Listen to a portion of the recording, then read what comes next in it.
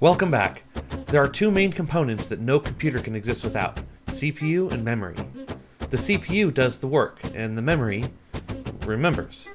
So far we've seen how to write and execute expressions, which the CPU handles, but we haven't seen how to remember the output, which the memory handles. To remember things in code so we can use it in later code, we use variables. Let's open the REPL and see how it works. Okay, so we've seen how if I type 1 plus 2, it'll output 3. But that's not very useful on its own.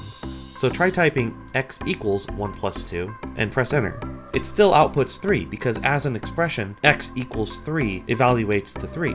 Now I have a variable x. If I type x again and press enter, I'll get 3 again. This is useful if I want to reuse the output of my first expression without copying and pasting it all over the place. So for instance, now I can type x plus x and I'll get 6.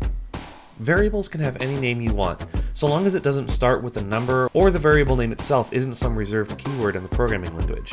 So let's say for example I have 6 apples and 5 oranges. So I can write apples equals 6, and I can write oranges equals 5. Then of course we can put them together by saying fruit equals apples plus oranges, and you get 11. So now we have 3 variables: apples, oranges, and fruit. Variables are called variables because their value can vary, but that doesn't necessarily mean that their value should change. Imagine if after we executed that code that we just wrote, we changed apple to 8. Then fruit wouldn't make sense anymore. So this may be the most important advice you ever get about programming. Once you assign a variable, don't change it. If you feel like that variable needs to have another value, figure out how to assign its final value in the first place, or create a separate variable. Alright, don't forget to like this video and subscribe to follow along, and I'll see you next time.